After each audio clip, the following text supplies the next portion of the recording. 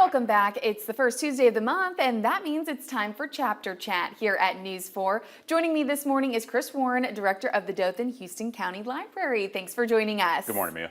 All right, so what's our pick today? So we've got a little bit of a history lesson here today. But back in 1990 was when the Americans with Disabilities Act was signed into law. So ADA turns 35 this month. So in celebration of that, we've selected the book Sitting Pretty, The View from My Ordinary Resilient Disabled Body by Rebekah Taussig.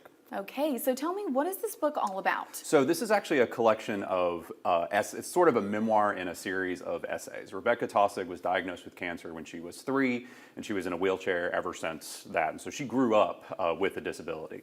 And so she writes this series of essays sort of as an account of her experience with her disability, but also as a way to sort of educate or inform people who don't have disabilities about what it's like growing up with that. Because for her, when she was growing up, any disability as it was portrayed in media was either sensational or horrific or almost angelic, like you think of like a Hunchback of Notre Dame or Forrest Gump or something like that. And so she wanted an image or an understanding of disability that was more ordinary, more everyday, and more nuanced, which is why she wrote this book. So why have you enjoyed reading this book? I've enjoyed reading it because it's provided me with a little bit of perspective on exactly how we can make our world more kinder, how we can make our world more accessible. And one of the things she talks about is the fact that all of us grow up in a body, all of us have bodies, all of us are going to experience disability at certain points in our lives or different levels of ability. She actually says at one point, if we live long enough, all of us are eventually going to be disabled. And she says that's not really something that we should dread or something that should be a source of sadness, but it helps us understand or helps make our day-to-day life more understanding of those who do have this experience every day of their lives.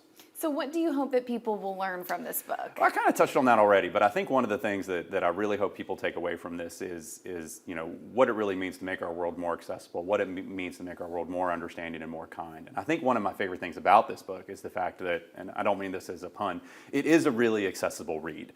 She has a PhD in disability studies, and so the thing is, if you're a professor who wants to understand this better, or if you're a 14-year-old who wants to understand this better, I think this is a book that can appeal to that audience.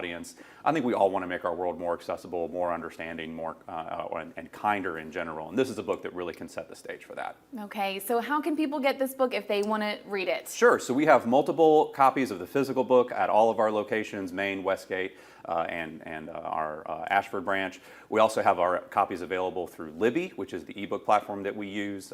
All you need to do to borrow it is you have to have a library card. If you don't have a library card, which if you live, work, own property, or attend school anywhere in Dothan or Houston County, we'll be glad to sign you up for one. Okay, thanks so much, Chris, for sharing this book with us this morning. Absolutely. Thank you, Mia.